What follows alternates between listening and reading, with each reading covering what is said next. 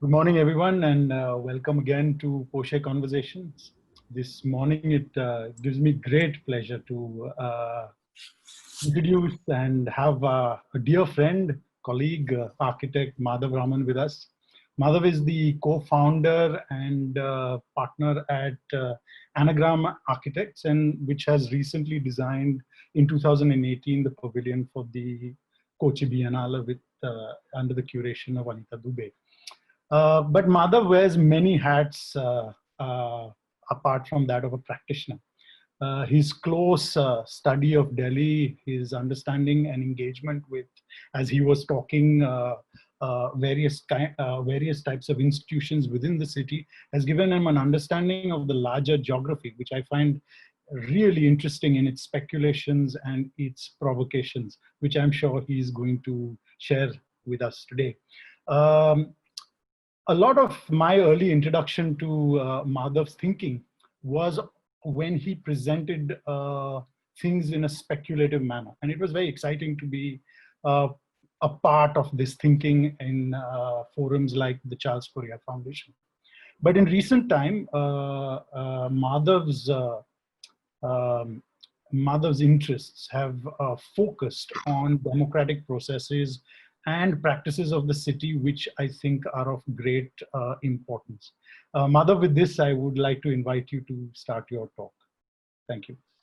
Thank you, Riaz. That was very impressive, if I may say myself. I'm so glad you liked it, sir.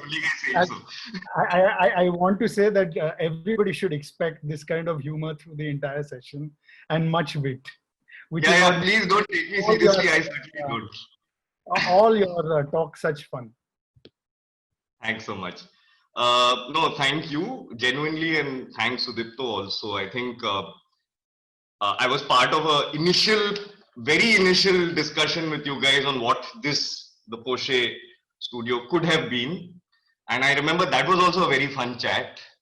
I had mid conversation. We were, I think, having a very civilized Zoom conversation, and I was assaulting both of you with WhatsApp messages of, like you said, my speculations of what all this could have become. I think I may have sounded quite immature, but it was seriously exciting. And I'm from what I have now known by talking to you both about what all has happened, attending Doshi's lecture yesterday, with the conversation with Chaya Saab. You know, I think this is definitely a seriously cool thing, and I'm really excited for you guys. I think this is something very cool that you guys are doing. It's going to have a lot of benefits. I can even now when I think about it, I can think of more and more things that can come out of this. So I'll send you WhatsApps about that soon. Okay, so let me start. Just give me a second while I go full screen.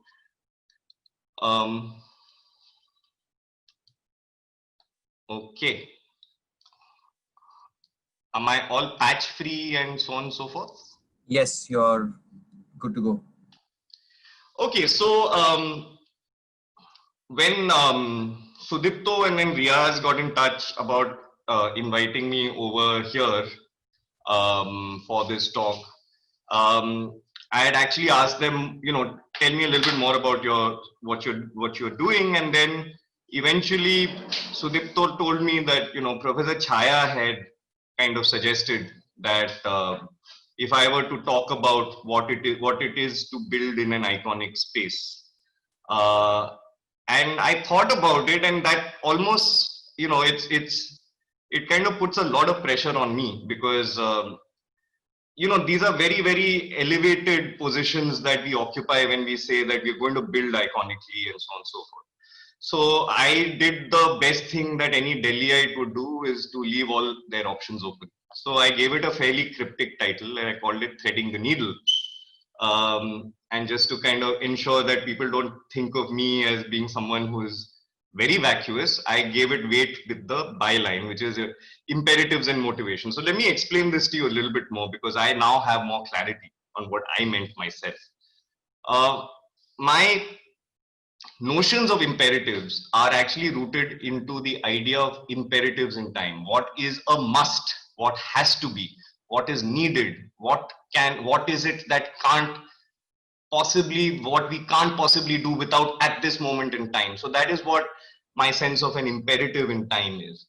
And then comes this idea of motivations, and you know, how does one decide to be iconic, and why does one decide to be iconic when one is talking about making space or building buildings and so on and so forth. So I actually chose the metaphor for as a needle, threading a needle, is because in various ways I consider all of us as practitioners, the metaphorically as kind of like these needles. We are very, practices tend to be very fragile. They can be fragile, like right now we are very fragile financially. But it's a delicate sort of a device. It's a delicate sort of a vehicle. And it is in general not worth anything more than just a prick here or a push there or an incision here. It doesn't really end up doing anything unless it is threaded with certain things. And it's my proposition, because it comes from my own experiences of running a practice that does practice architecture amongst various other things in a place like Delhi.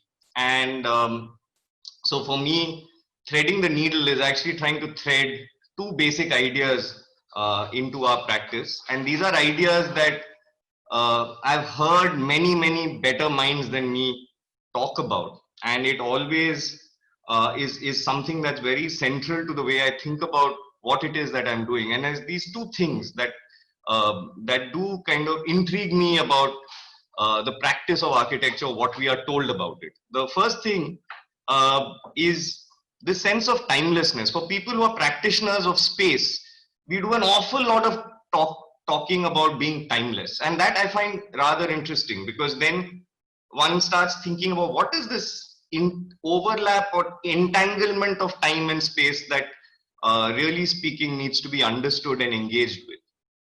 And the second thing I often hear people actually practitioners tell themselves, or architects tell themselves, is that, you know, oh, we don't want to get political. There's somehow a notion that architecture as it is taught and practiced today doesn't involve itself with politics. It is apolitical. It is there to do other more aesthetic work rather than ethical work. And I think both of these do demand, at least in my perspective, interrogation.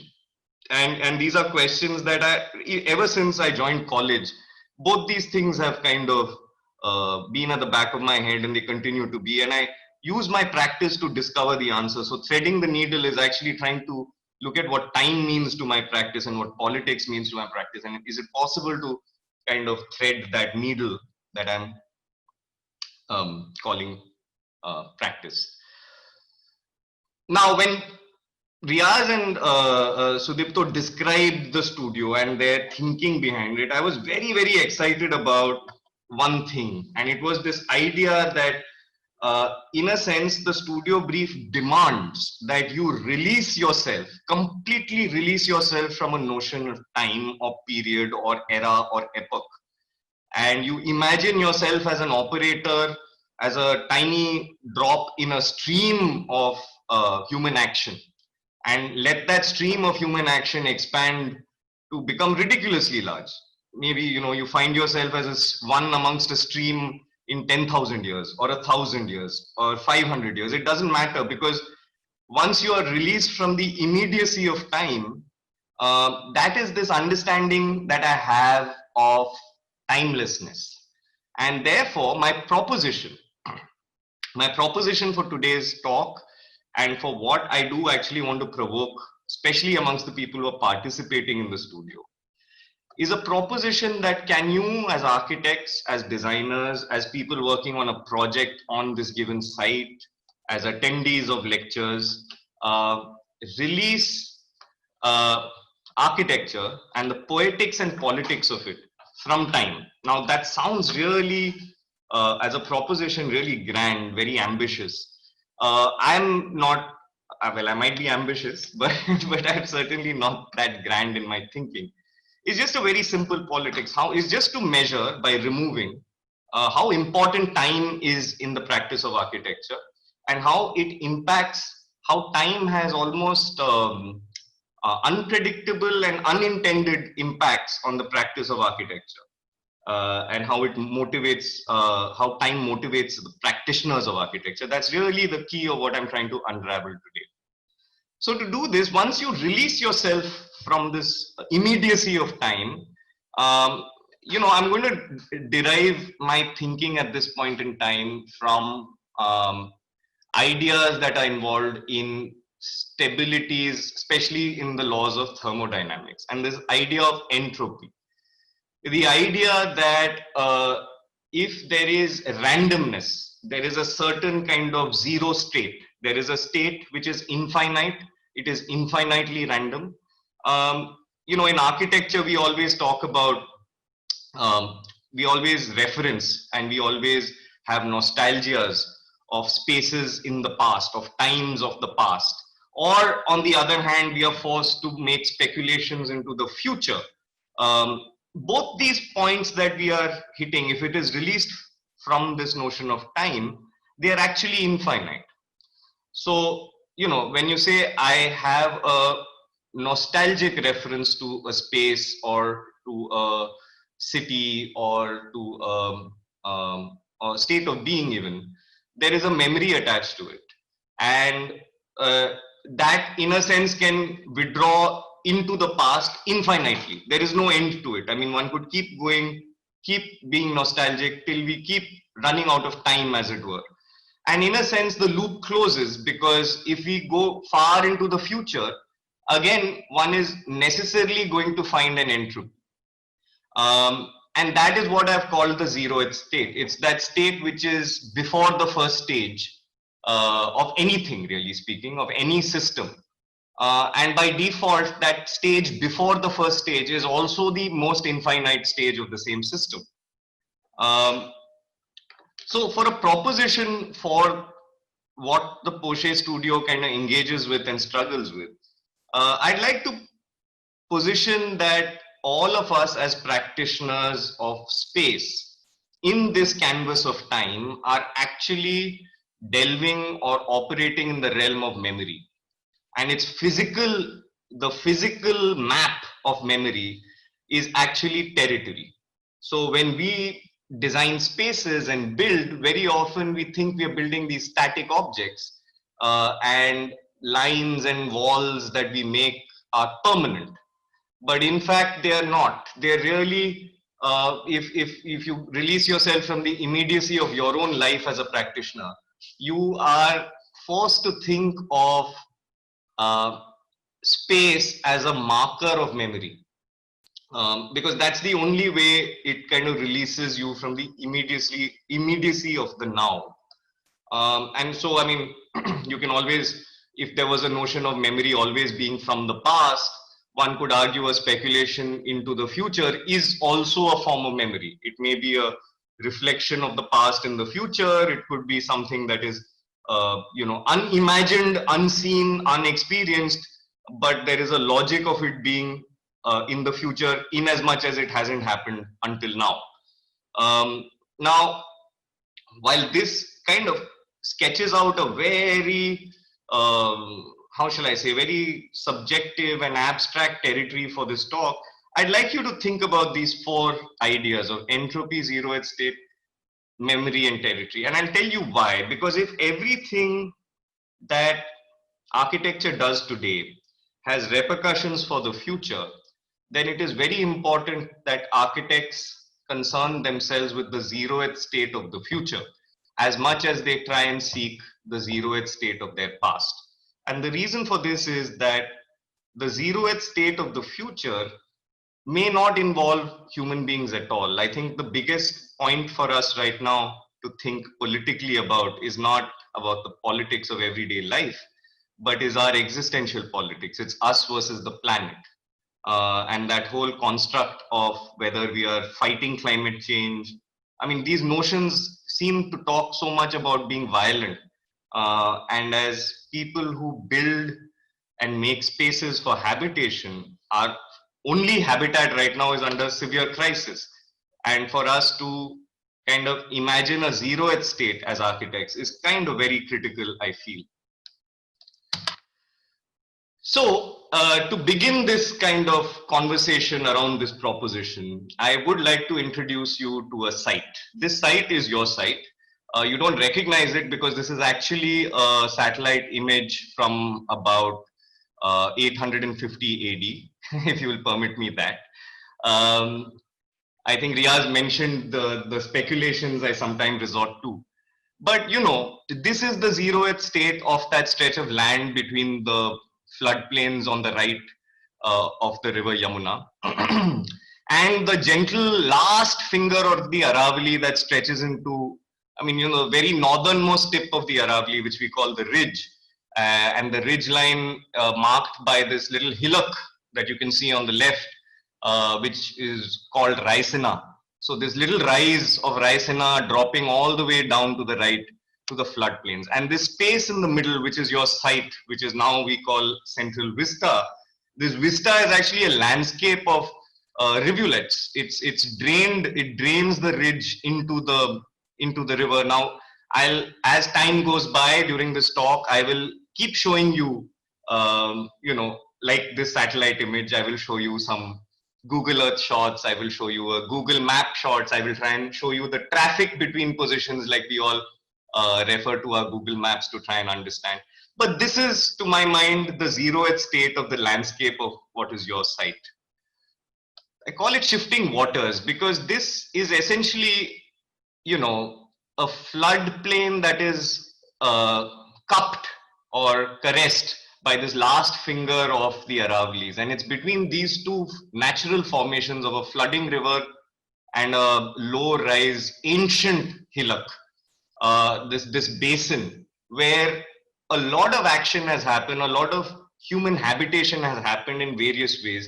And you will see as I keep continuing how important water is to this sense of what is happening in this space, and how in the shifting of waters is where Delhi has acquired its politics, and in the control and access to various such formations that Delhi becomes the city that we also love to hate.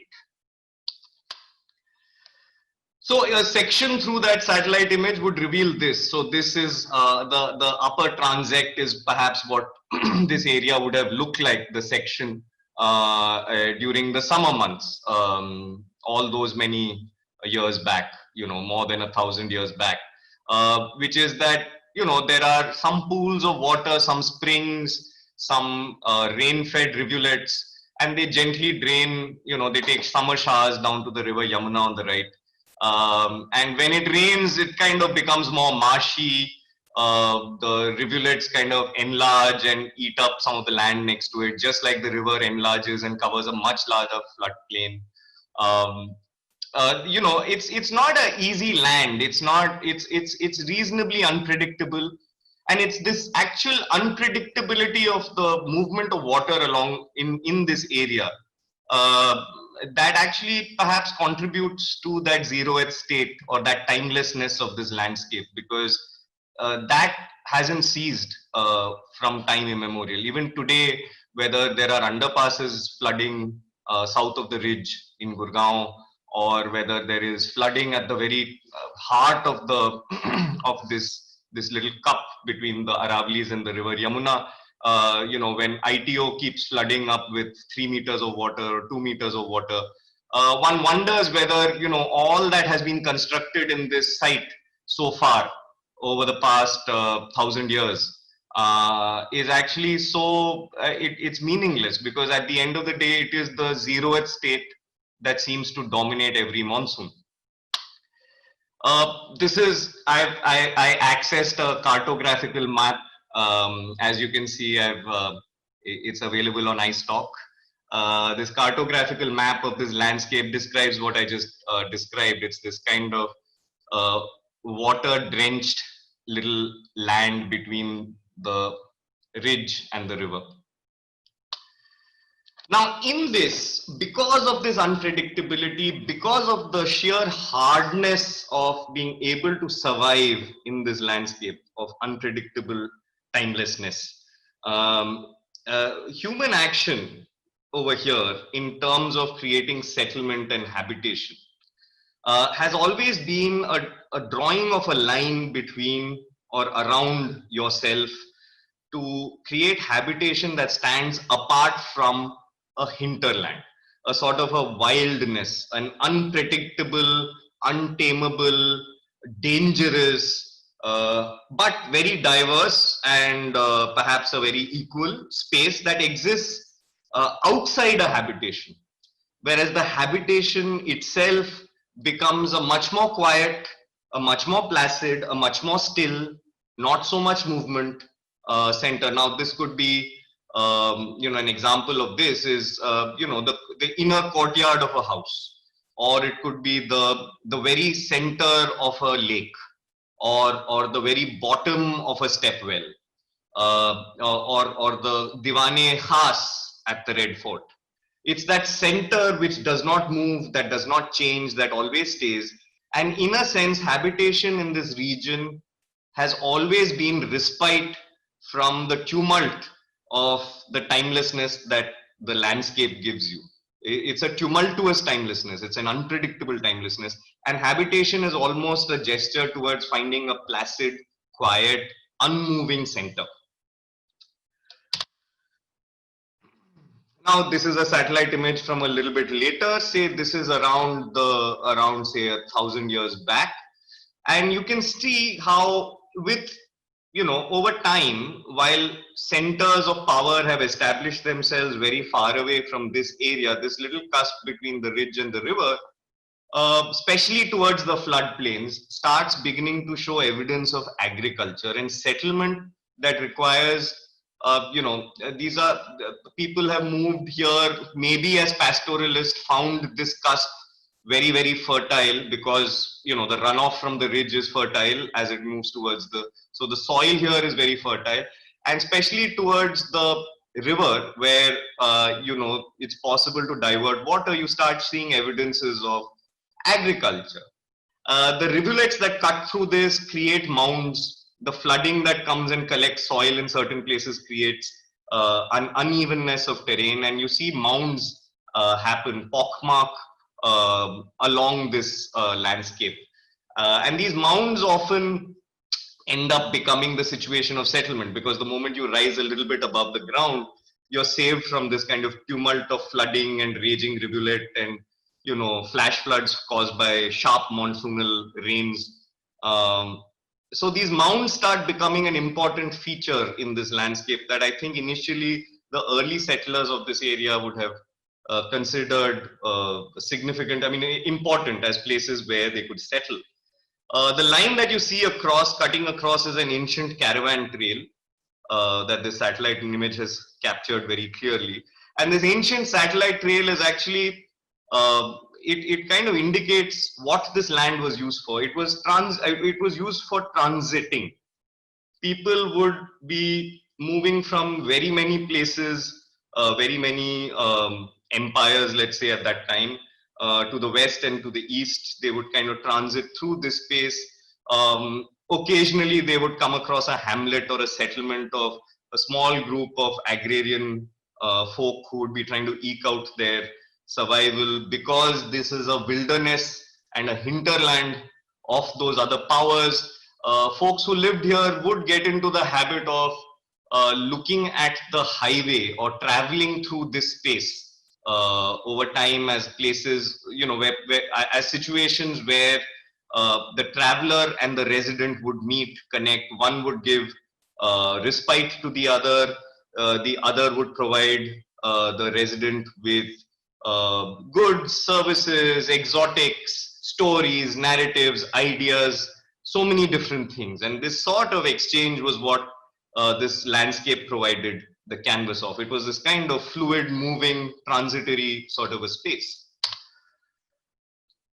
But, the thing with agriculture is, if it is practiced long enough in a place, eventually prosperity does arrive. With prosperity, there comes ideas of ownership, land becomes something that's very, very important, and land as a family asset. So large tracts of land, agricultural fields are kind of treated as legacy by families in these villages. So clans consolidate lands to create combined assets which everyone can enjoy, because all this provides more and more stability in this sort of tumultuous, constantly shifting landscape of water. This again is a satellite image. Perhaps now we are moving a little closer to the medieval period. This would be, I think, a satellite image from around, say, 1100 AD or so, 1100 AD. This landscape has obviously seen a lot of violence also. It has seen armies that have come and gone, not just armies from very far away, but armies from closer home as well. One of the first rulers to kind of settle this landscape, as it were the Tomar dynasty around 1,000 years back. But there are evidences now showing of even earlier establishments. So on the right, you see a little, you see this little structure here. That is actually the original Purana Killa. And there is evidence of settlements that come from, the Bronze Age that have been retrieved. So that was a mound that kind of keeps attracting attention because of its location close to the floodplain, but the elevation kind of protects it. And what you see on the left is the beginnings of 2 or 3 villages that were formed at the base of the ridge in this site that you have, and that is the villages of Malcha and Raisina. These are kind of multi-ethnic villages of Jats, Gujars, Muslims, who kind of webbed together mini economies of their own, and then were able to tap onto the caravan trails that crisscrossed this area in order to kind of transact, trade, communicate, and therefore link themselves up to other distant settlements and habitation. This landscape has, with its prosperity and over a period of time, evolved as a canvas for cities, but they're a very particular type of city. Firstly, and this may be true for cities in other places as well, but for me it is significant to look at what city making in this landscape of shifting waters means. To begin with, if you remember when I said the creation of habitat also simultaneously creates a hinterland of wildness.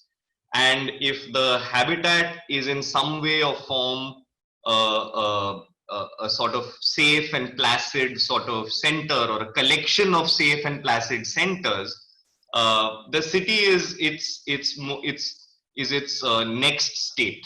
The city becomes, for the habitat, a place where actually capitals are built. So it's ironic that the word capital, it's not ironic, I guess, that the word capital has 2 separate meanings.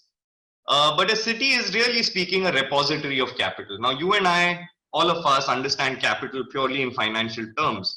But I would argue that that is a very kind of limited understanding of capital. And capital can have ideas of holding in reserve, of amassing, of creating a wealth of some kind, not necessarily only financial. And because of that comfort and stability that that wealth gives you, you are able to find diversions from this day-to-day rigors of avoiding either getting killed or, of dealing with the wildness or the tumult that you see around yourself. So a city kind of becomes a collection place for capital, and a space where an exploration that is not, just the daily grind starts happening.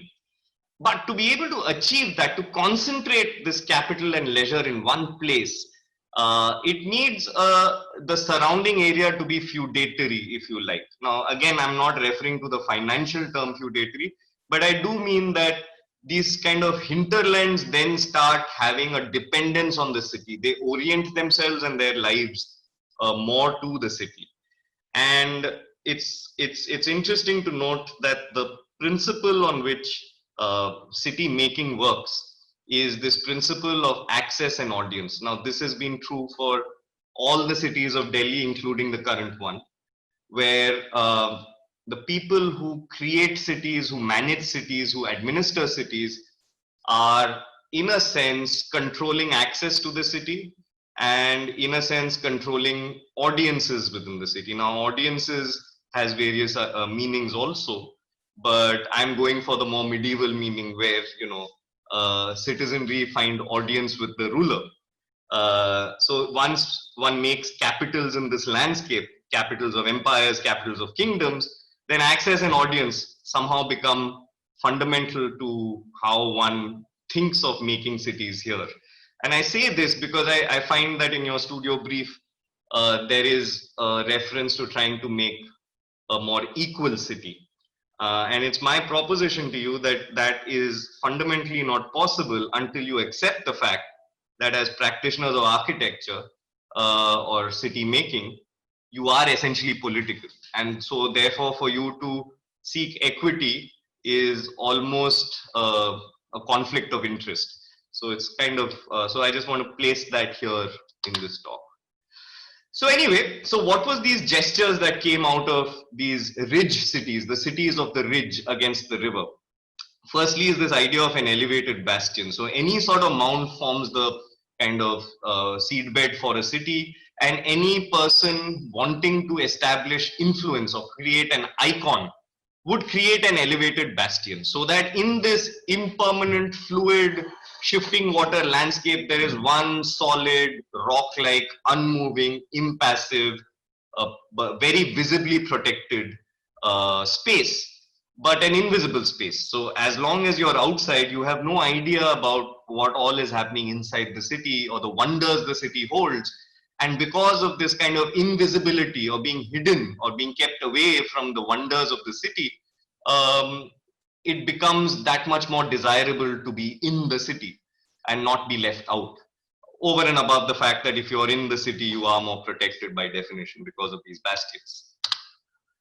One such example is on the eastern corner of your easternmost edge of your site, and that is the Purana Killa. As I mentioned earlier, it has had layers and layers of habitation added onto it. The first one being perhaps Bronze Age, evidence of Bronze Age settlement in this mound.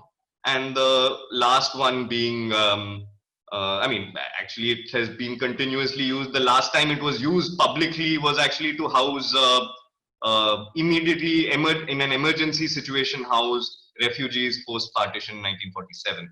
So, and it currently strangely houses a zoo, which is ironic in its own way, that the hinterland of wilderness is now occupying the core of the first city that this landscape saw. It's I always, when I look at Delhi and this area, the thing that maybe it is what contributes to my sense of humor also is the ironies and the jokes that are hidden when one reads the city over time.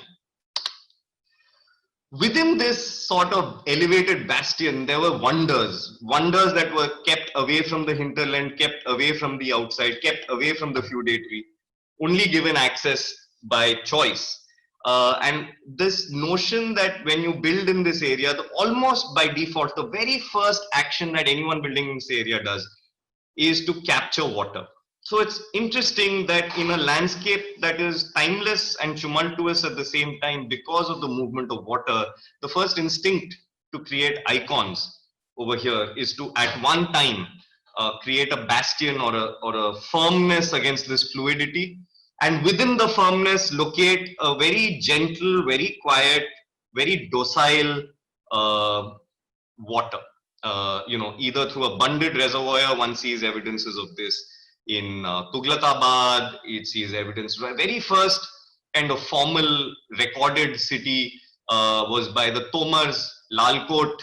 The kind of core of that city was a small pond. I'll show you a satellite image of that as well. Water structures have forever defined, Suraj Kund, again a creation of the Tomar dynasty, are all lakes and bunded reservoirs. So there's this notion of trapping water and keeping it still.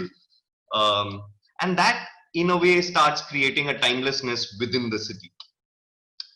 The other is in this hard landscape with unpredictable movements of water, including the vertical movement of water, which is rain, there is this idea of collecting and amassing and reserving and preserving water.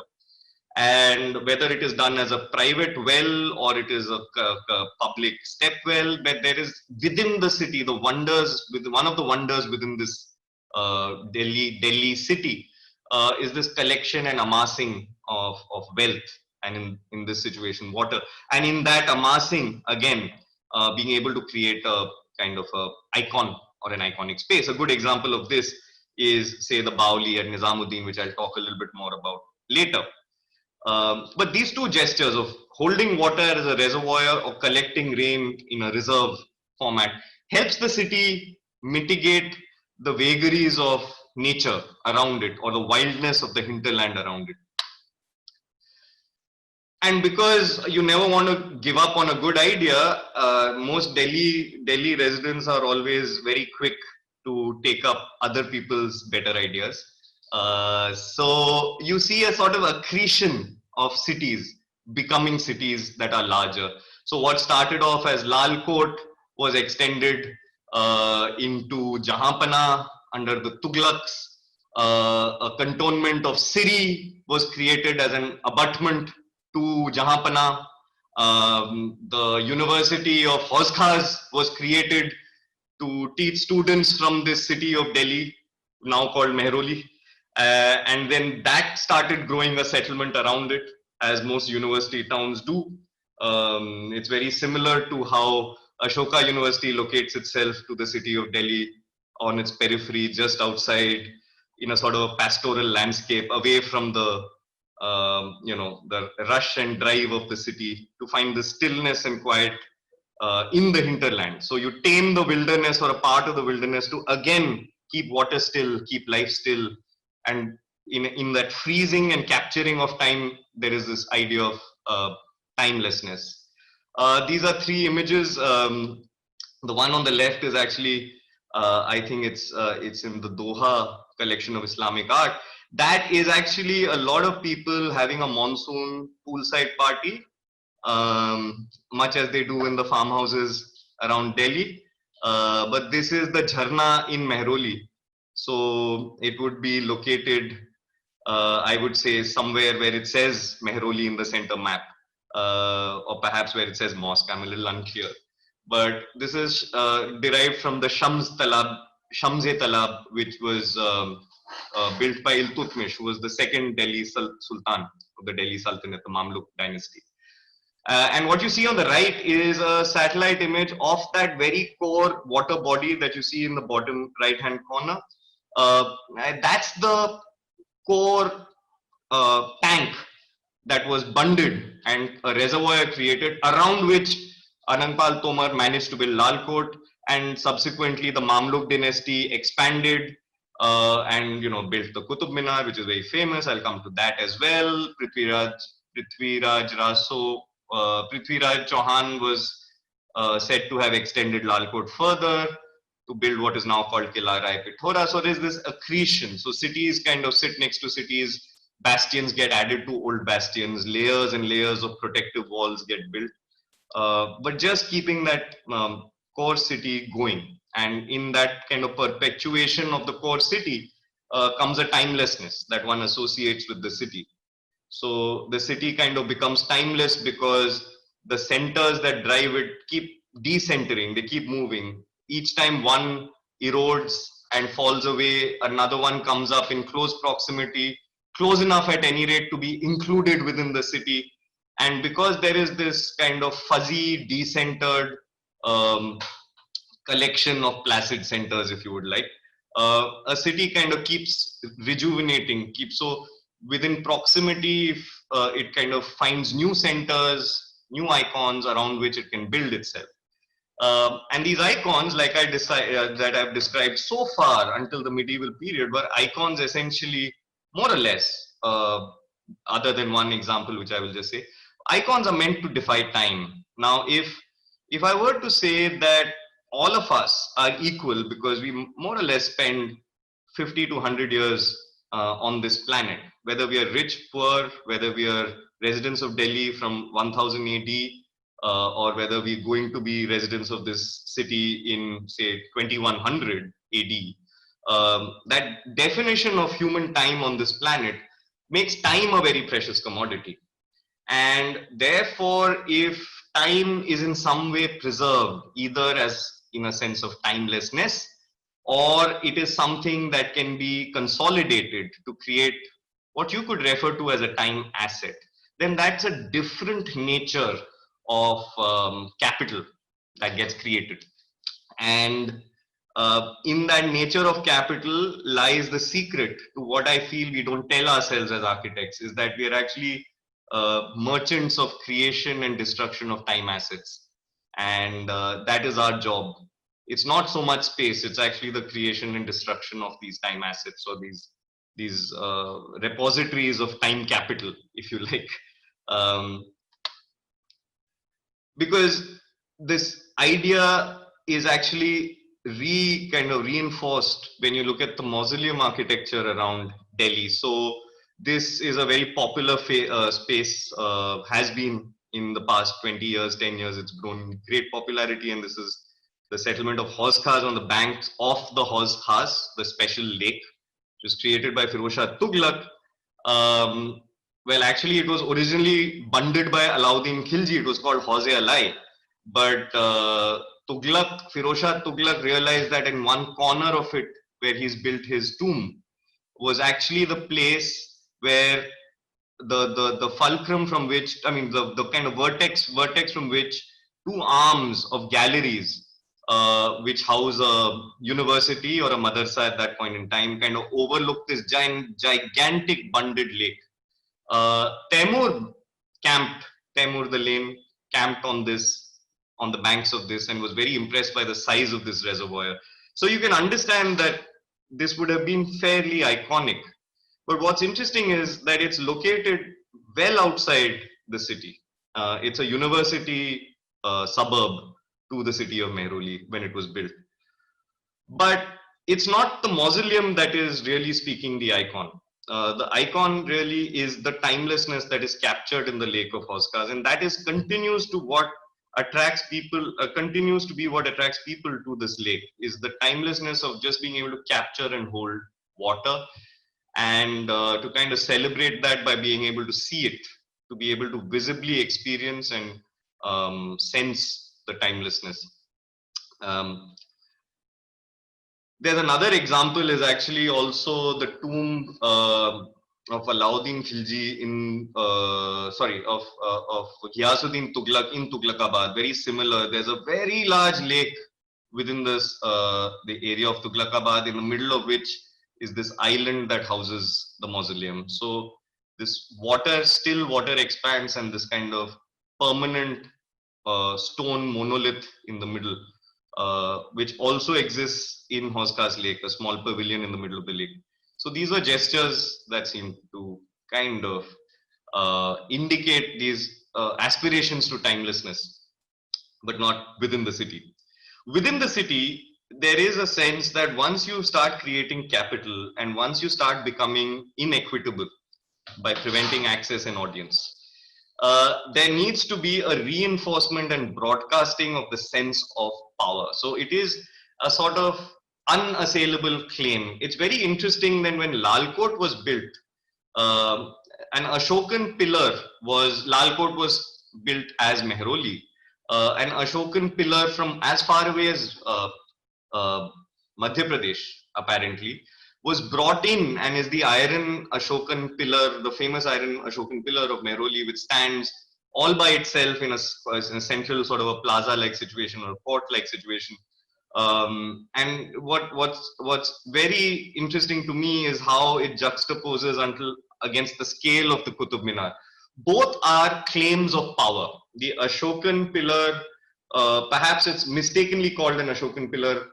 People perceive it to have come more from from Chandragupta, and it is obviously, we all know about the kind of importance of it in terms of metallurgical science. But it has these kind of sense of it being a form of a pillar that will not die, that will not get eroded, that will not destroy. And it carries the names and talks about the prowess of the king. And similarly, we all know that the complex around Qutub Minar was built out of masonry blocks pulled away from other structures and rebuilt here, temples that were destroyed to kind of make the courtyard around the mosque. But the singular thing about this is the idea of the Qutub Minar being the sort of the beacon or an unassailable tall tower that represents, in a sense, the power center that Delhi had become under the Mamluks. The other form in which icons are created in this city is, like I said, by capturing water. So one was to kind of go vertical. It's interesting that Qutub Minar became an exercise for various dynasties in the Mamluk, in the Delhi Sultanate. So it was almost that over time, as every story went up, because it was started off by Iltutmish, and it's not named after Qutbuddin Aibak, his predecessor, but it's actually named after the Sufi saint Qutbuddin Kaki. And Qutub Minar is a project that was handed over across almost 200-300 years. Various emperors from various dynasties added floors, added structures, added their graves to this complex. And both the minar and the pillar, the iron pillar, have withstood the the vagaries of time, and in a sense have achieved this kind of unassailable claim of power. The other form of power is what we now are used to calling soft power, and it's this idea of being able to capture water, to be able to use water to provide respite, to provide succor, to provide calmness, to provide stillness, to be able to contemplate things that are not everyday, and to be able to make it public. Now, these are notes from, this is a sketch made by and note written by Sir Thomas Metcalfe, who kind of completely gave himself to the Delhi city life, lived in a what would now best be called a farmhouse, not too far away from Mehroli. And he would visit Mehroli, visit Nizamuddin, sorry, and he made this sketch. And what's interesting is you can see his reference to the feet of divers. This idea that it becomes a recreational space, a space where you can have noisy children jumping off ledges, but also within the stillness of the water, you can lose yourself and go into a reverie almost. There's a lot of Sufi philosophy that talks about being selfless in your mind, of becoming fana, of losing yourself in reverie.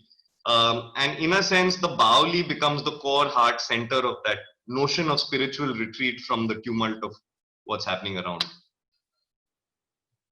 Now, all other cities were arranged in Delhi around the ridge, elevated ground. That was seemed to be the focus. It is the Mughal city of Shahjahanabad, built by Shah Jahan, almost as a gesture to how much more powerful the Mughal Empire was compared to previous empires. Perhaps because in medieval times, the settlement or this kind of floodplain of Delhi not only had the vagaries of climate and rain, but also had there were attacks over. The Mongols would frequently attack these plains, the floodplains of the Yamuna. There was no real way in which you could exist even as a bastion in the middle of a flat floodplain, because ever since Taimur came to Delhi, it was clear that Delhi was it would become susceptible to being laid siege to, and so on and so forth. But by the time the Mongol attacks kind of declined and the Silk Route returned to its original kind of globalized system network of power, the Shahjahanabad became this sort of a gesture where almost there is no kind of overt creation of the icon more than the bastion walls or the fortress walls of Shahjahanabad. But there is a certain proximity to the angry river of Yamuna, that same river that most other settlements kept many kilometers away from itself in order to prevent themselves from being flooded. Shah Jahan embarked upon a great feat of engineering of saying that, look, for business and administration of the empire, access to this river is important. And I think the builders and creators of Shahjahanabad are up to the task of building really close to the river. So you see Shahjahanabad as a floodplain fortress, whereas all other forts that have preceded have essentially kept to the higher ground of the ridge. And within this, the kind of axis of Shahjahanabad, the Chandni Chowk axis, pointing to the seat of power, which is Lal Killa within Shahjahanabad, becomes this kind of creation of wonders within the bastions that I've been referring to. On the left, you will see a triangle, and that is to show that over time, when what was called modern Delhi in around the middle, around 1850, was what we call Shahjahanabad. While that became the kind of bastion for this area, the other settlements waned a little bit. So it kind of becomes an accretion, but there was no giant wall built around this entire landscape. There was a natural wall of the Aravallis, the natural barrier of the Yamuna, flooding Yamuna. And all the earlier settlements kind of waned in their influence. So while Shahjahanabad became more important than all the other cities had ever been, the others didn't lose their significance. Nizamuddin continues to be a very important place in the lives of Delhi residents, as does Mehroli, as do Tughlakabad and the areas around it. So this triangle towards the south that connects the ridge to the river became the southern part of your site, and Shahjahanabad became the northern part of your site. As prosperity grew in Shahjahanabad, it breached its bastions, and as stability came to the Mughal Empire, people started living out in suburbs to the city of Shahjahanabad. So you have Paharganj, Jaisinghpura, you have Firozshah Kotla that got revitalized with a settlement. Mehroli also continued to be inhabited. Various other places like Mubarakpur Kotla or Tughlakabad were taken over by agrarian communities like Gujjars and Jats, who use the fortifications to kind of inhabit and use the hinterland to grow, for agriculture. And in a sense, it returned to this combination of habitat and hinterland. So all these kind of vestiges of previous cities kind of then get occupied. Their iconicness is not, they lose in their iconicity in their iconicness, but they continue to kind of perpetuate as settlements. So Shahpur Jat, Hauz Khas, Tughlakabad, all these places continue over time till today. The British had a very strange and very different view on what they saw around them. So this is a map from 1807, and you can see for them there is only one city which they've hatched and fortified, which is Shahjahanabad. But what they saw around them was almost like a scene out of Ozymandias. It was this kind of really dusty, arid, hard land with these crumbling memories of the past scattered around, didn't make sense, a cacophony of kind of monuments that seem to have lost significance. Many of these names are familiar: Malcha, Kushak, Khairpur, Azimganj, Aliganj, Barapula, Kale Khan Sarai. So all these names continue in time, but their sense of them being kind of bastions in this landscape reduces and kind of crumbles into a uniform, decrepit. This is all to the Occidental eye, perhaps not to the Indian eye. This is essentially the view of what the British saw when they came to these plains. They found that the plains were impressive because they had the size and scale for armies to conduct movements in. You hear and read of situations where the British Army would conduct massive exercises on these floodplains for no other reason but to impress the local population with their might. So the tower of Qutub Minar suddenly becomes horizontal and becomes a military movement.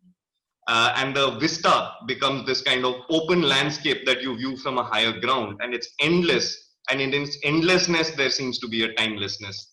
But that is the timelessness that the British Empire lusted after. And it is into that landscape of hinterland that they decided to create this open city.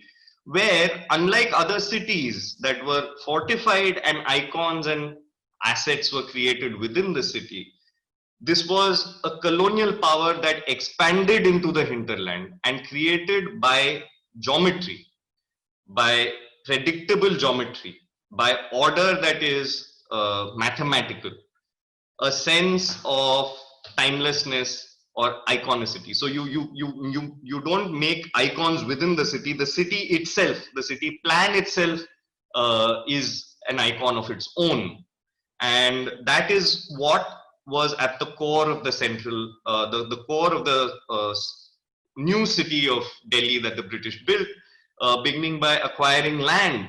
So all those little villages that you saw earlier, these settlements, Kushak, Khairpur, Malcha, right up to Rakabganj. Rakabganj, the Gurudwara continues, but the settlement around Talkatora was a settlement of was a Muslim settlement, and Talkatora, Malcha, Kushak, Zaptaganj, Meena Bagh, Suneri Bagh, these are all names that have been replaced by what everyone calls the Central Vista. Way down here somewhere, you have one vestige left of the original settlements, and that was not destroyed, and that's the village of Pilanji. So the lands of Sarojini Nagar were the agricultural fields of Pilanji.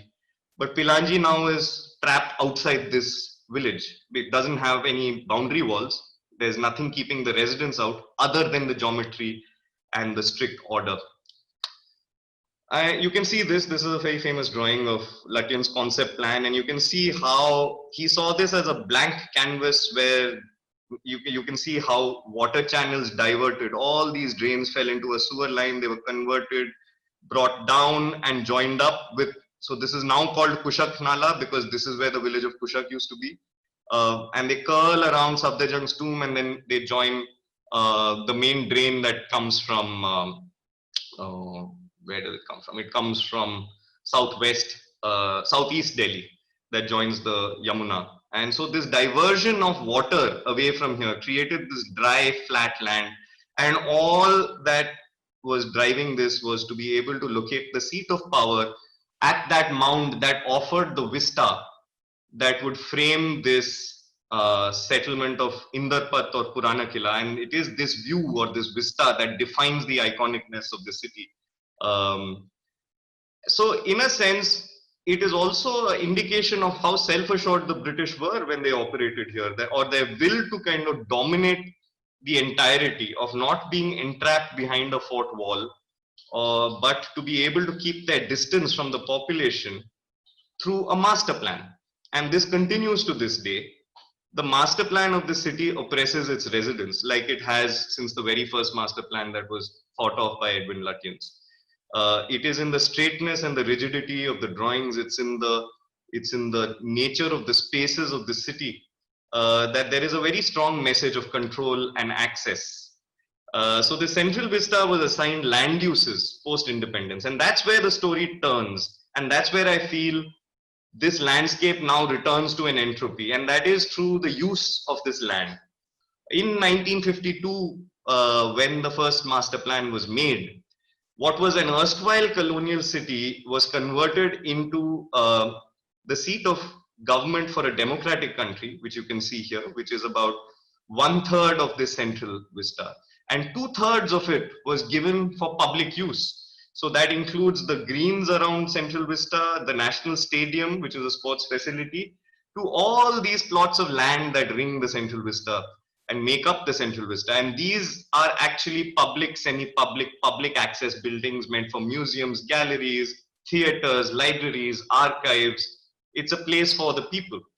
So other than the poetics of people in a democracy being able to access and not kind of scrape around for audience, and being able to access the very forecourt or Vijay Chowk of this kind of state.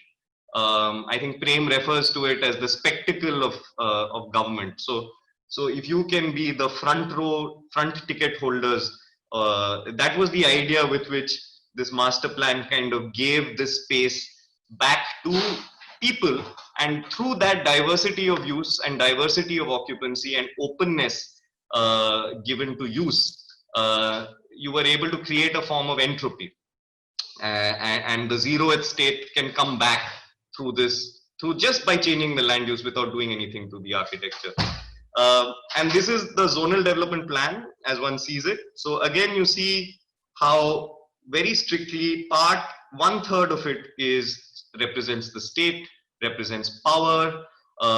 If one stands at India Gate and looks towards Rashtrapati Bhavan, you see the symbols of power in India, the bureaucracy, the kind of nominal head of government way back, pushed to the background, the sort of, let's say, parliament that sits askew, if you will allow me that's decentered, a parliament that is decentered, and this kind of gateway, a gateway without a boundary wall. That is also very interesting. It's almost ironical and it's amusing to me that India Gate is a gate, but gates require boundary walls, and gates are meaningless if they don't have a wall associated with it. But post-independence, India Gate has represented to us as an icon almost every form of value system that is embodied. It's the noisy democracy, it's the protest grounds, it's our celebration space. It's unpredictable, it's fun, there's a children's park. Really the youngest citizens of this country play their games right next to the most kind of elevated symbol of our nation. And so it is in this that I find that architects very often, and especially people, maybe not just architects, let's expand that group to be people who operate in space. I'm going to stop here. Who kind of operate in this space, imagining themselves either referring nostalgically to states of being from earlier in time, without actually encroaching onto that impossible zeroth state of wilderness. They kind of imagine themselves, a lot of this project that is currently now on the Central Vista project, whether it's the bureaucracy, whether it's the consultant who's been hired, HCP, there's a lot of talk about efficiency and productivity, and how by co-locating government and making this new bastion within this open entropy state to kind of cloister together power will somehow drastically improve the delivery of governance, or improve the workings of the state. Whereas actually, clearly, it's only a land grab. It's happened before, it will happen again. And the reason why there is even a debate about this, or there is even a doubt about this amongst architects and space makers, I think is because we always tell ourselves that we are not political. I think the biggest thing about this project to me is that it has reinforced this kind of timelessness that this fertile little cusp between the ridge and the river has witnessed for more than 1,000 years. Like it's almost cyclical. And the kind of ambition and the fragility of this ambition, that somehow every actor in this floodplain feels that he or she can change and create these icons that will transcend time, and reputations that will without a sense of what the nature of accretion here is. So what's interesting is the current project rides piggyback on a colonial project that got it wrong to begin with. And the motivations behind the current project of Central Vista redevelopment are, other than the fact that I personally think they're a lie or they're a sham, it just reinforces the folly of saying that I want to create an icon that will transcend time. God bless the CPWD and its motivations to want to keep us classy or world classy, but I wish they wouldn't, because it's killing us. Literally, this project will, to my mind, not only destroy, very ecological things, the water table. There's a metro being proposed, is going to de-water this, which for centuries has been water drained, that's going to go. You can see the effects of constructing the metro and Connaught Place high rises has had on the Agrasen Bauli. So I only wonder what this amount of construction here will do. It also kind of, for me, it just tells me that you're not moving forward. You're caught in this eddy. It's almost like the Yamuna flooded, someone built a really bad dam, and the water is just going round and round and round in that same place, and it's not going anywhere. And you know, when water doesn't move, it stagnates, and when things stagnate, there is disease. And I feel that for me, this project represents the peak of the pandemic, as it were. It represents that diseased sort of sense that architects have, or city makers have. Let's not just keep saying architects, because there are lots of different types of people who come together to make cities. So whether it's the patron state, sorry, the patron state. Wow, I'm full of what are they called? Freudian slips today. But I think the patron state, the servicing architect, the facilitating administrator or bureaucrat have from times immemorial looked at transcending time or creating time assets and keeping that away from people. And here we have a situation where this is happening in front of us, in the face of democratic process that we've accepted in 1947 to be our future, or our speculation into the future, which is not referential to the past. And in that sense, I feel that I wanted to give this talk to, in a sense, say that those of you who are practitioners of space cannot absolve themselves from political action, and you cannot escape the fact that you're not really just operating in space, you're operating in space in time. And the less architects talk about time and understand the influence time has on their work, the more disservice we are doing to society or humanity or the planet and its ecosystems or its systems. So I'll stop there, and either Riaz Bhai or Sudipto can take things forward.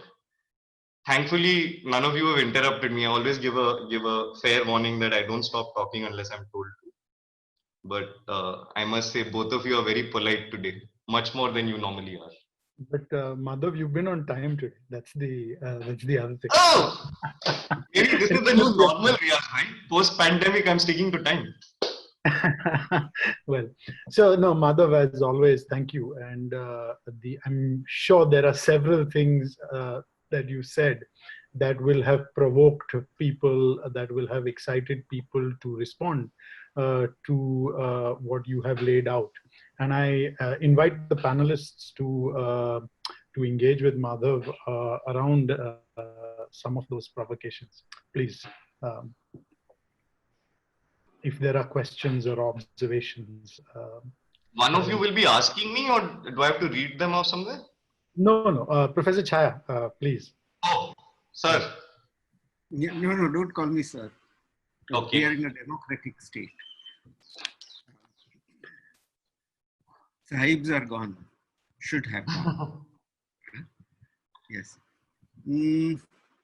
Thank you for very clearly putting across the history of this floodplain in the mountains and the river, and then bringing in the questions about time and human action.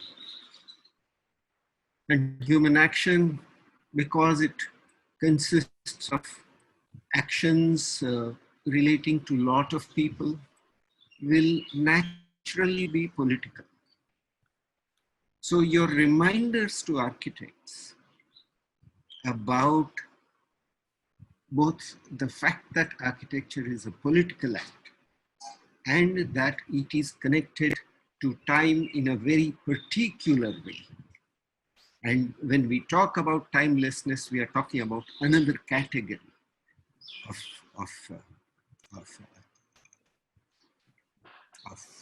coming into being of something. I think I would like to make it clear that in participating in this studio, it is a fully political act. the politics of this whole thing is not just about human beings. It is about the landscape. It is about everything that lives or does not live. And the difference here is that showing the mirror is as much a political act as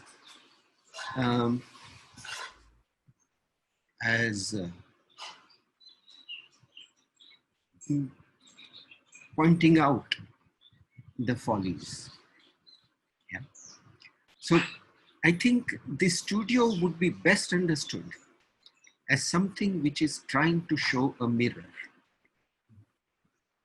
in a very, very clear way, not as a kind of escape from the central vista. It is not an escape. It is neither a challenge. It is simply a reflection on what we are. And I think this is amongst the range of actions that are possible. Just as the action of speaking up is one very important action, the action of reflecting is also a significant action. And in that sense, I simply wanted to put the studio's standpoint on a clearer footing. Of course, there can be a lot of questions about whether it can happen or not. But I think you will admit that it is a valid form of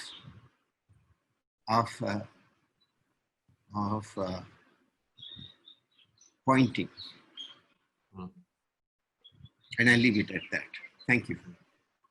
If I may, sir, I completely understand what you're saying. And you see, when I look at myself and my politics, right? I don't really define it as a left or a right. And, I mean, those are very kind of minuscule ways of looking at what politics actually is. And what I find is that, the question that keeps bothering me, and I know Sudipto and I very early, I mean, maybe even 8 or 9 months back, had a longish conversation about this, is that, the voice of political thought for an architect should be the product of that architect's skill, the architect's discipline, the architect's domain, and it is actually very personally, I will tell you, when I have spoken about the problems of the Central Vista redevelopment project publicly, or when I do talk to other architects about it, I'm often questioned that, why are you doing this? This is not architecture. And I find that, maybe it isn't. Maybe I'm being a Democrat. I don't care. But that, you see, that's the thread that I find I'm constantly looking at, threading this needle that I call practice with. Because if I don't do that, that needle does nothing. It does absolutely nothing. It goes, it pierces, and it'll come out of the other side with no evidence of any sort of, impact, And that I find very bothersome. It's not my fame. It's not, oh, people should know about me or my architecture or whatever. But if I have embarked on this journey with the understanding, with this excitement of saying, oh, I get to create space, or I get to have some impact on even one other person's life, it's impossible if my needle is not threaded. And that's actually why it was such a cryptic title when I gave it, because it almost came to me instinctively. When you had suggested you talk about making in an iconic place, it just, that term just popped into my head. It's like threading a needle, Yeah. Actually, I must clarify that in my conversations with both Riaz and Sudipto, I never use the word iconic. Well, these two boys very carefully, very carefully. But I fully understand and appreciate what you're doing. With all my heart, I'm saying this, and I'm very sad that people in our community do not see the value of it, which is something which, for the moment, we'll have to leave it. But yeah, sure. Yes. So there was no shadow of any doubt about the course of action that you have taken. That I must make clear. That in that sense, it is not in terms of an alternative, but it is in terms of another thread. Yeah. Needles being thin and thick. Yes. Absolutely. Thank you. But it was very, very good. Thanks, sir. Not to call you sir.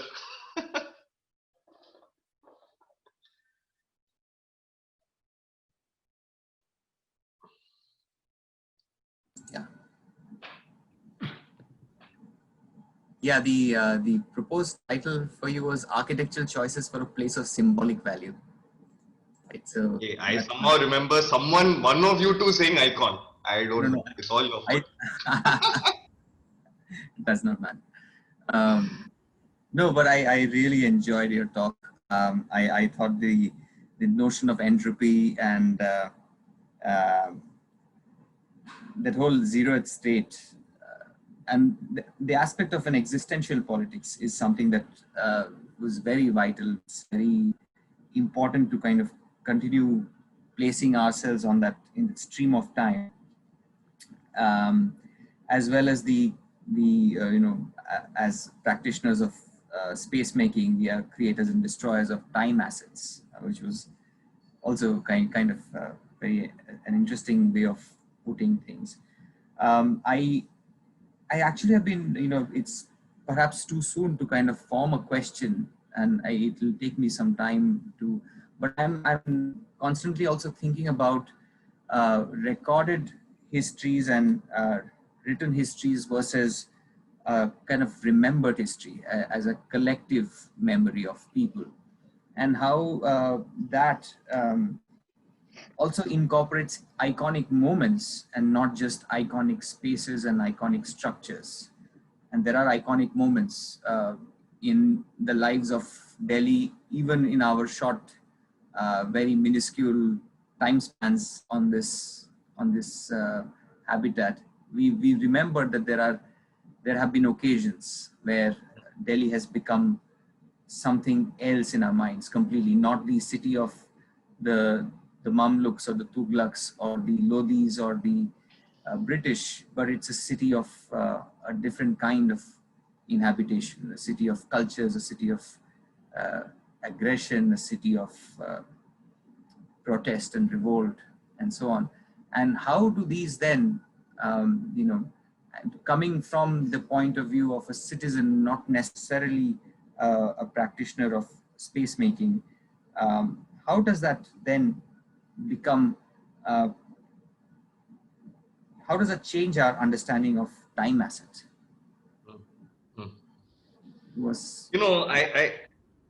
I'll tell you, there are, like I said, there's this idea of accretion. There's this kind of layers that coalesce and fuse and become knots and leave scars.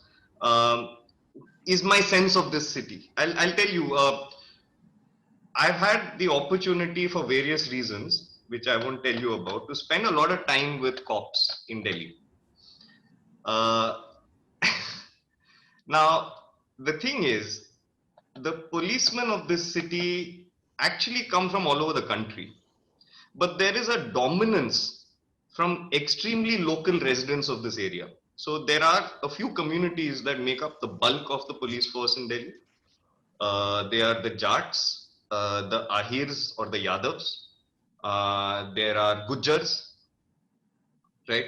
These are the guys who kind of dominate the police constabulary. And you talk to them, their notions of territory, their notions of order, and you visit upon a timelessness which is incredible, because their history is over here, their community's history is in this landscape. Go back, I mean, they go back to 900 years back, you know. So what you going to talk to them about, you know, ki, bhai sahab chalan mat katao, like, you don't own me. He, in his mind, this landscape is theirs, but it's not a feudal thing. It's a territorialization of identity. This is my land. I come from here, you know.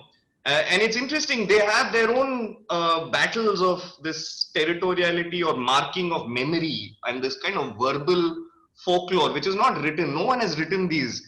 There are songs that the Gujjars sing that are anti-establishment protest songs because they've been protesting establishment since the first Mughals, right? And they diss the Jats because for them Jats are sellouts because they always join forces with the state, and they continue to do so. So the last big Gujjar revolt was when the metro station in Ayanagar was named after the Field Marshal Arjan Singh. Arjangad, basically, the Air Force station near Ayanagar is called Arjangad. And the Gujjars lost the plot. They stopped traffic there for 7 days. They burnt buses, and everyone was saying, yo, what is this uncivilized, wild behavior these Gujjars are? Why can we not hold democratic marches peacefully, holding candle? Like, you tell a Gujjar to go hold a candle in front of India Gate, he'll slap you. You know? So I think that, you know, our own understandings of what this space and our claims to this space mean is very, very different for very, very many people here. You know, I was telling Riaz Bhai, you know, land acquisition. So the Raisina was Jat, Talkatora was Muslim. I believe Malcha was Gujjar, dominated. These are all mixed communities, but the dominant community. Some folks, this was done under the Land Acquisition Act of 1894, you know, before the current Land Acquisition Act just a few years back. That was the only Land Acquisition Act. That's how the state picked up your land, right? They were given some meaningless compensation. And, you know, these guys are landed communities, so they take a lot of pride and a lot of their identity derives from their connection to the land. The Gujjars are essentially pastoralists. The Jats are essentially agrarians. And these guys, basically, a few of them decided they won't take the compensation that the British were giving them to acquire this land. And the answer that the British had was to, you know, all those battle movements that they'd done to impress the natives in these floodplains, suddenly those cannons were turned to the village of Malcha. And they were given a day's notice to say either you leave or we'll start bombing you. And truth be known, all these settlements of Malcha, Raisina, Meenabag, Sunehri Bagh, Zaptaganj, they've all been eradicated. There's no vestige left. You know, the residents may have been resettled in Jangpura or some other places. But in their folklore, they have been oppressed since 1911. And even having come, you know, it's interesting, 1911, there was no, you see, 1920 was when Mahatma Gandhi had started, you know, getting the momentum to push the British out. Or let's say the freedom movement under one of the leaderships of, one of them was the leadership of Mahatma Gandhi. This idea of quit India, that this is just not working, just please go, you know, like, ho gaya, right? And just like 5 years before that was this great oppression of the villagers of this stretch between the ridge and the river. And you don't find any mention of it. There is no recorded history of it.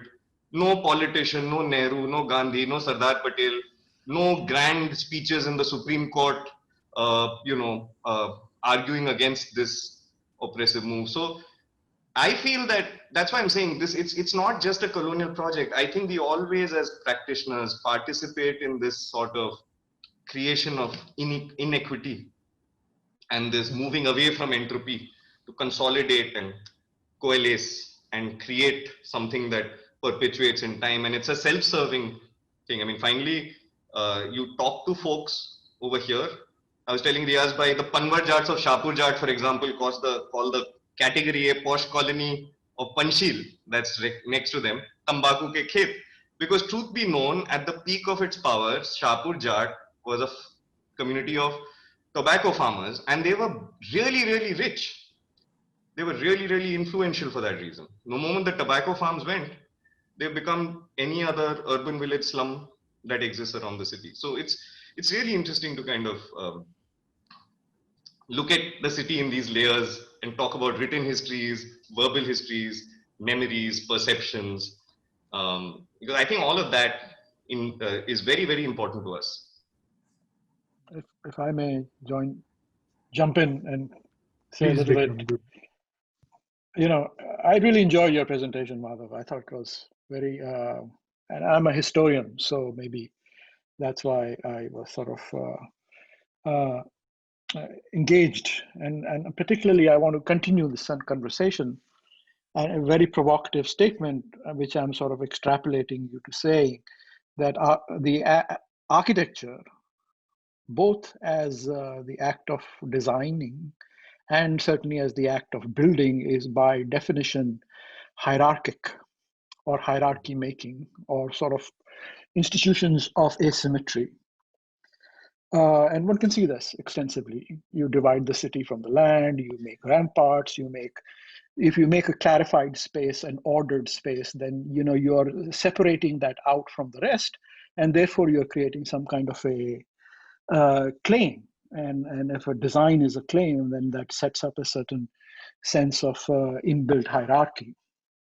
So that raises the question, of course, that nevertheless, the aspiration to egalitarianism or equality or democracy or sort of that is also an important claim, which has been around for, I don't know, at least 200 years, certainly in many forms, and maybe even longer. One can argue that. But that certainly belongs to a certain notion of abstraction.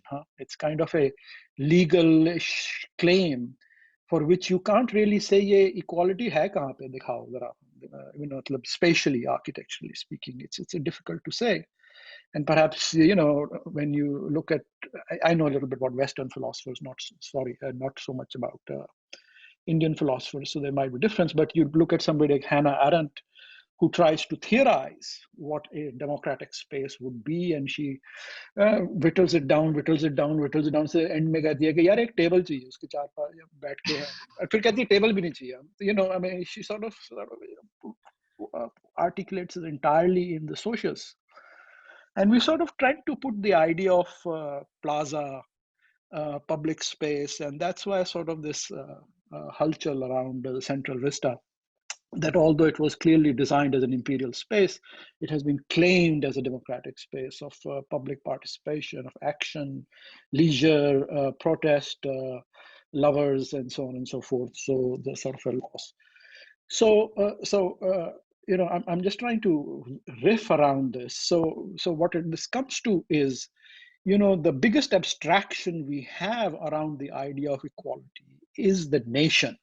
Right, the idea of the modern nation, we the people having solemnly resolved to constitute India into a sovereign, social, secular, etc., etc., etc.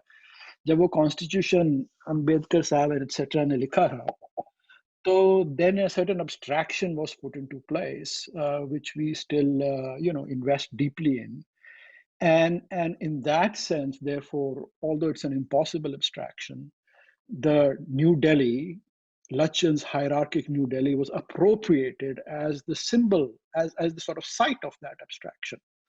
There is nothing naturally in that architecture that offered itself up to the nation state, but it was appropriated. And then Nehruji asked Kabuje कि तुम बना के दिखाओ. And then he made something else in Chandigarh, and then that was, we can argue about that. So it has these abstractions that are that. So that's the battlefront in one sense one can talk about. So finally, the last thing I want to say is, then I was thinking, how all the memories we were talking about, all these discussions about things. So I was reminded of, Freud's description of memory. I don't know if you read Civilization and its Discontents. At one point, he's trying to describe what the architecture of the inside of the head is, where memories sit. And he's trying to say, as memories are, and then he said, oh, I'll tell you what. He says, imagine Rome, he says. Imagine Rome, where every monument that has ever been built is standing, and they're all at the same place. So he resorts to the idea that you started to sort of lay out, that memory is like that. There are all these things, and they're all at the same place, and they're. And then he goes on to articulate, then if then the city is like a memory, then memory is not democratic, right? We all know memory is not democratic. Memory has things you remember, things you forget. There are traumas, deep traumas. There are sort of imagined memories, and there are sort of fantastic revisions of memory, and these are the memories that sort of they're the engine inside your head, jo ghar ghar ghar ghar ghar karta rehta hai sare time, and propelling us into some future.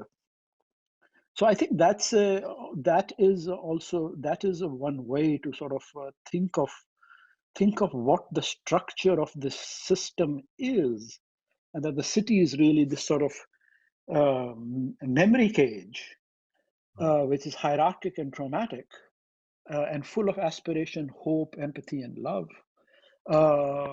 And into then we try, as we grow mature, to protect it from unnecessary traumas, from sort of new repressions. And it seems to me that sort of this reappropriation of the colonial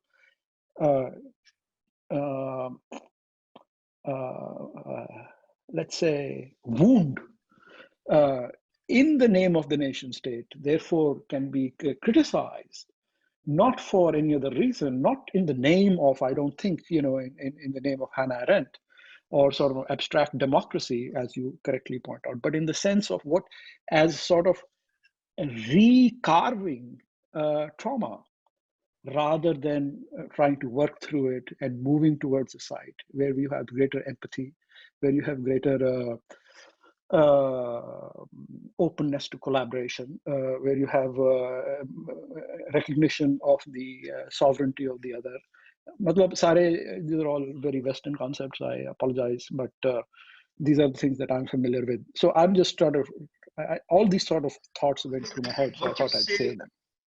Even while you talk, I think there's a lot of things that I can kind of understand what you mean, and I'll try and, since you riffed, I'll riff off you. Is you see that, look, this idea of memory, and especially traumatic memory, I think it was a brilliant master stroke. People look at it practically and say, oh, hum sab kadke the, paise nahi the, to hum kahan naya shahar banate, to tha usi se kaam chalao, aage badhao. Legislative chamber tha, constituent assembly ho gaya, ab naya parliament ho gaya, and somehow there is this imperative ki ab naya parliament chahiye. I mean, let's leave aside those, but you understand this as a sort of a wound that gets cauterized, and it's actually the scar tissue. So if colonial oppression by the British state was a deep, glaring, bleeding wound, because partition had just happened also.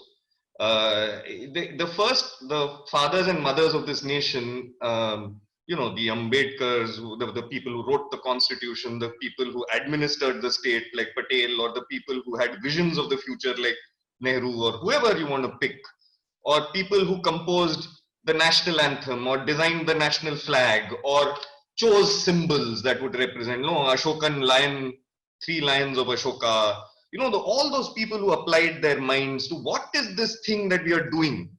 I think there's that sense of cauterization of the wound and allowing the scar tissue to accrete, to gather. And, this site has seen a lot of wounds in public memory and continues to, and will, as long as this stays as a capital site, a site of a capital city. It will continue to be the place where wounds are created, cauterized, and it is in that kind of scar tissue that these reclamations are made. So in that sense, 1947, the choice not to make a new city, other than the financial pragmatics and all that, clearly making new cities, very little of it has to do with pragmatics and practicalities. But you know, the idea that here is a thing where we will take that very thing that oppressed us, and we will house in it the cacophony of what we imagine. We don't know what it is. We're just going to stitch together this loose web that we say sketchily describes this future that we see in front of us. But we will force it into this space and make it work. And it's not made to work by police action. It's made to work by giving access, by giving audience, by allowing people to cycle past parliament, by allowing me in that still timelessness to romance my girlfriend in the lawn where there are a lot of people who probably object to us being together, walking past me and knowing that they can't do anything about it, you know. So it's those kind of senses in which I feel this is such a powerful accretion that was done. It was not a built accretion, it was a accretion of land use. It was just an opening up of a gate. It was an audience. It was an act of that nature. And that's what, I mean, that's why this current project of newness, of modernity, of efficiency, of co-working productivity, and other such contemporary ideas that will now infuse Babudom in Delhi. You know, these notions are so retrograde. They just do not go with the flow of the river. They are of a river past, you know? Yeah, I would call them, you know, akin to, not akin to, or actually signs of sort of emotional regression. You know, it's like instead of growing mature and learning to deal with and becoming more open, you try and go back to a certain imagined memory and try and amplify that with the hope that everything else gets erased out. So it's like, you know, it was great to be Superman when I was a kid, but if I try and actually be Superman today, I'm stupid. You know, I mean, it's just, that's the sort of thing. No, I'll give you a much more, like a personal example. It's like, you know, I was a day scholar when I joined my college, and within a year I joined hostel. And I do believe that kids who have the safety of home, the comfort blankets of, you know, when they're thrust into a kind of a situation like the hostel, you see exactly this memory and nostalgia. You try and create systems around yourself to deal with the discomfort of being more public in a hostel life. By kind of, I've done that. I created systems around myself to protect myself from that, the wilderness as I saw it. And to have nostalgias of my home, you know, which I've left, which I've abandoned. Now I'm here in hostel. And I saw that amongst many of my friends who had kind of joined hostel for the first time, that you know, that entropy of hostel was very disturbing. And the ragging, but hey, that's another issue. Madhav. Hi, Madhav. Can you hear me? Yeah, thank you. That was great. Yeah. Thank you. I really enjoyed it as well. And what I particularly enjoyed was that you spoke about two things, politics and time.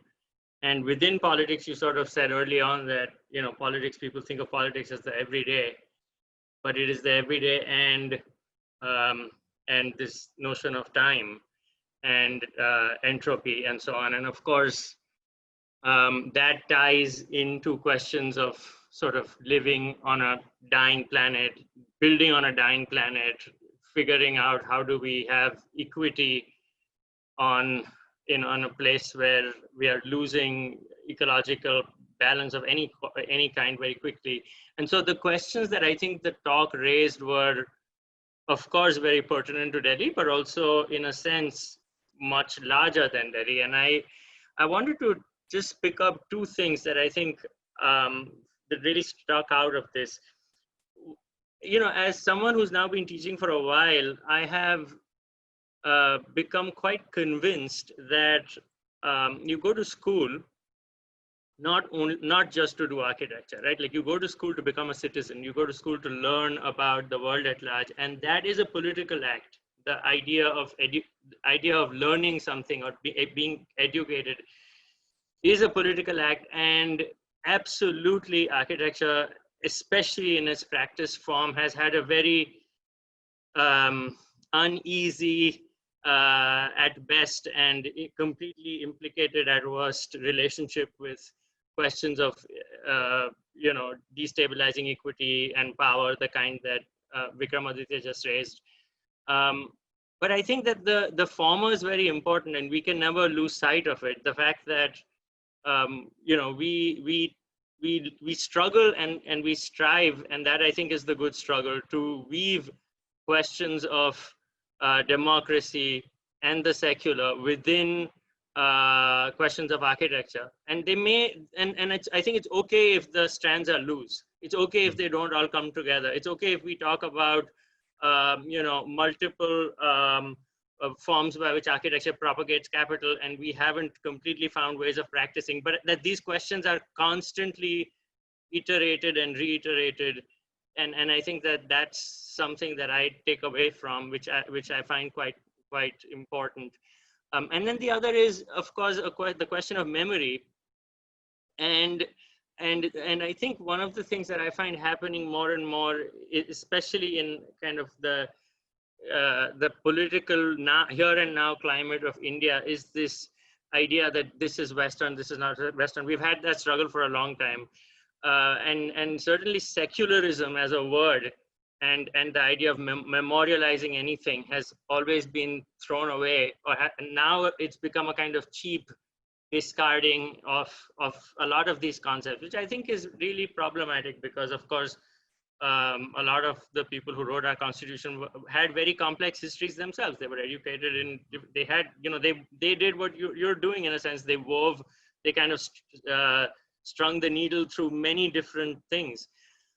So I think the bigger question is, like, how is memory collected, and that ways in which memories are collected can and must also be somehow activisms of different kinds.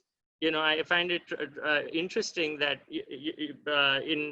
when the Gujarat riots happened, people who wanted to protest and really felt threatened, they ran to the Gandhi ashram. That became a place to, so memorials have a certain political agency that is real, valid, and it is not something static.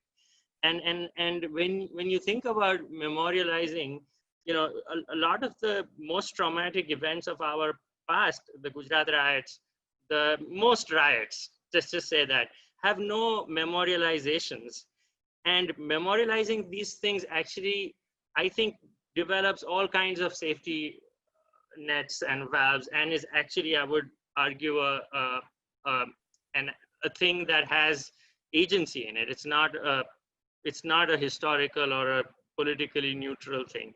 So anyhow, I really like this idea of imbuing political agency at multiple levels in everything we do, because I think that that's something we have to talk about more clearly.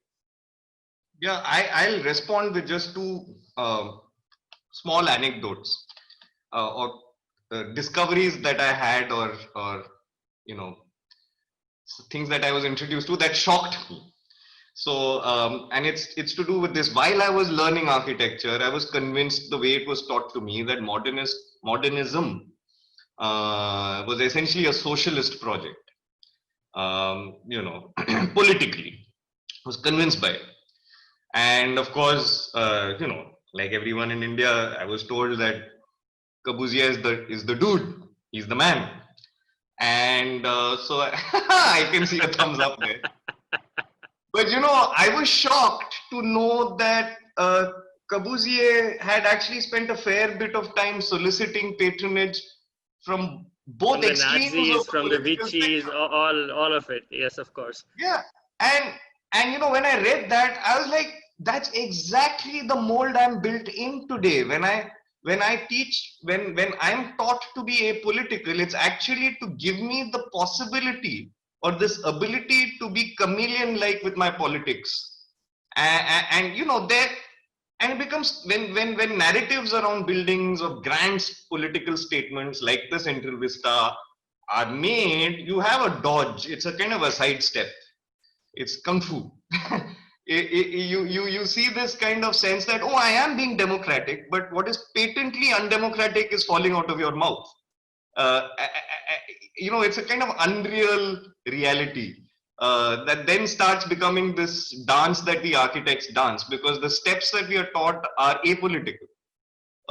So there is no. I think you're on, absolutely. I mean, I think that the modernism that, first of all, I completely do believe vehemently that modernism was an act very much a socialist project. The modernism that I love, the modernism that I've craved for. And that, of course, it stood its ground, and it did all of that because it kind of happened at a very, very important moment in time where multiple different, also very quickly, exactly, where different things from Marxism to art kind of come together, and that's what sort of allows it to flourish. And we sort of lose it with the coming of neoliberalism. It's completely lost. You know, and recently there was this Charles Correa talk about Korea being one of the last sort of government architects, you know.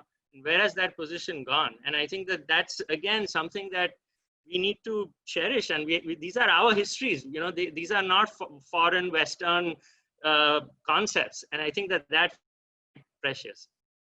The second anecdote refers to your idea of, and I spoke about mausoleums and your memorialization, right? So I almost became a government architect. I was shortlisted for the war memorial behind India Gate. Now, I'll tell you an anecdote from there that, I mean, it's funny. I'm amused by it, but it's tragicomic, right? So we were having our meeting, the second round meeting, all chuffed up, you know, because they said 500 people had sent in entries. You're the top 10. That sounds pretty awesome. So you go with, you know, all 56 inches, and and we were told that, you know, so we want the names of the dead to be visible for memory, and we got that. And, you know, Dimri and I were talking about how that becomes this very strange juxtaposition. You know, if someone is going and sees the name of someone who is their family or friend or close to them, then immediately memory is very, very intimate and very, very personal. But if you have not lost someone to war and you see these names, then it becomes a national memory, and therefore you start belonging to the nation because you participate in the viewing of these names and the memorialization of these names. The names themselves individually are a blur, right? You know, and that's true for India Gate also. And it's very interesting that in 1971, after we won the, after the Bangladesh war, until then, India Gate was a memory to native soldiers who died in World War I. And you read those names, they're all, you know, obviously no one knows. I mean, I can't imagine any family today being able to point out, oh, that's my ancestor. But maybe there are, but it just seems unreal. And all that was done was an inverted helmet on a rifle was introduced as the Amarja, and an internal flame, really tiny. I mean, it's really as big as the desk that I see.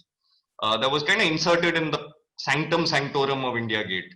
It's a gate, remember, it's a gate, and this is what is blocking the gate, and you kind of then circumambulate it, which is a very Indian way of memorializing things, remembering, is to kind of keep going around it. Yeah, going round and round is very Indian. And then you had this kind of war memorial where they told us in that meeting, believe it or not, what about second phase or expansion? And I was, I couldn't understand what the Ministry of Defense, the general, was saying. They say, no, but you know, we know that so many people have died. We want to memorialize them. And then what about the future dead? And I found that very funny, like amusing, but I also found it very tragic that here I'm expected to speculate on the memorialization of people who haven't even died. And God knows while they'll die. You know, there is an assumption that the state pursues war for only noble reasons, but I know that's not true. I know that's not true. People die on the border or on some war front or some perceived war front for all manners of reasons. Perhaps by accident, but they are noted as killed in action. And I found that very disturbing. And I was asking Dimdi, what do we do? Do we like leave one blank wall and say, like, please paint on this wall later on? I think, do I have a plug and play? Do we decommission some war dead and say, from now on, just go to that eternal flame because you're now, 100 years dead. So just leave that aside. Now we want the fresh dead to be immediately because their relatives are around. They want to lay wreaths. So you guys keep please making space. And you obviously, like, in America, Arlington, there's graveyards that then run out of space. And so it's just very, very strange the way that we were expected to design that war memorial. Not that I found a solution, really. I guess that's why we didn't win. But it's a really strange prospect, right? So I just wanted to tell you these two anecdotes. Corbusier is flirting with all manners of politics and the future dead of India. So, Madhav, since you brought up the war memorial, there was a question from Sukmari with respect to your, the fact that you were selected and that you made a proposal. And a question was, what were your motivations and process for that design, considering it is a significant part of the precinct in question today, and with the background and history of the city, time and memory that you've elaborated on today, if there was any kind of thinking about it from a design. Very simple, straightforward thinking about it. As you guys have probably realized over the hour or two, I'm not capable of very abstract, elevated academic thought. I'm a fairly straightforward, Dilli sort of guy. So one clear thing was that, from what I know of the C hexagon lawns, and it's really sad after the war memorial, no fault of the winning architects. I know them personally. They're very, VB is young, they're really good. And I really appreciate the fact that they won. But because the government built that war memorial, they've now strung a boundary wall around it. Now, for me, the C hexagon lawns are, the place where you play cricket, you have picnics, you go boating, it's that public balloon wala, cotton candy, ice cream wala, kids running around, people jumping into the water pond. That's that kind of sense of celebration of being in that India Gate space, where India Gate is the icon, is the backdrop icon for all these very kind of fun things to do. And now it's been barricaded off. Day before yesterday, I was cycling past it. I found a armed Jawan patrolling the children's park, which was interesting because the children's park was empty. So it's this, it just for me, I felt one of the things we said in that proposal was, please keep the footprint of the memorial as small as possible. And our argument was, this is a Maidan and it should remain a Maidan, and I should come to this war memorial without being forced into some form of formal behavior. I should chance upon this war memorial. There was a sense that it was surrounded by a Maidan. We were questioned about it by the jury. We were told, oh, you intend to leave it in benign negligence, which I thought was a strangely colonial term to use by the chairman of the jury, no less. Okay, we took it on our chin. There was a certain, so there was this kind of sense where we felt that, look, everyone recognizes India Gate because it's been that image, that silhouette of India Gate, the form of India Gate has been etched in our memory for the past 70 years as being the national symbol or national icon. And equally, there are other symbols like the Dharma Chakra, the Ashokan Chakra, right? And when we were thinking was, what if our design is just a straightforward kind of expression of that, so that if I see it, any person will recognize it, oh, this is the Ashok Chakra, right? And why? Because the sense of dharma, I spoke to my dad is a retired naval officer. I said, how do you guys psych yourself up to go and kill or be killed? Like there has to be some brainwashing there. He said, you civilians all talk about all this patriotism and all. This is, this is our ethic. Our ethic is that we are not, your form of, we don't have that patriotism. It's a work ethic, which you call patriotism. Initially, yes, you do join the armed forces from a sense of patriotism, but when you're in it, when you're training, when you're fighting, it's a professional army with a professional work ethic, and it does what it's told, There will never be a, he told me, this is of course retired long time back, maybe the nature of the armed forces is changing. There will never be a competition between the army and the civilians about who is going to be more patriotic. It seems today seems to be such a competition on right now. Who is more patriotic? Right now, I found that very interesting, because when you look at the kind of Buddhist notions of dharma, and if you look at Buddhism as a kind of indigenous philosophy, you understand that the 24 spokes of the Dharma Chakra or the Ashokan Chakra represent 24 qualities of dharma, including valor, including beauty, including empathy, including, so in our design, we want to, and we expressed these, we made markers for each of these values that dharma means. Because my dad said, I mean, I don't want to keep saying my dad said, but what I'm trying to say is that the sense within the armed forces is that that sense of dharma is a much deeper dharma than what you or I might understand as faith or religion or these kind of, single facet ideas. It's a kind of a very deep concept. And we have that symbol, and we just felt that, what if in the middle of this very open public cricket playing, kite flying Maidan, you come across this deep symbol of a deep sense of what dharma is, and you're allowed to kind of enter it and exit it. Yeah, so that was our kind of motivations for that war memorial entry. Madhav, we've been on for 2 hours, and I know that we could go on for 2 more. It's not difficult. Yeah, kind of pleasurable banter. And I must say that, I mean, I think we'll conclude here, but I must say that for a straightforward Delhi kind of guy, you've woven one hell of a kind of narrative, man. And I think it ties up with many things, both directly and inadvertently, that were brought up in other talks. I mean, we've been talking about water and shifting landscapes and wetness, and there have been narrative connections with that. There has been the city as a body. And it's I found it really interesting that the body you talked about was one that has got wounds, and that it feels, and that it has marks and scars. And I think often we'll talk about idealized bodies, and here you spoke about it in a very, very physical, visceral sense.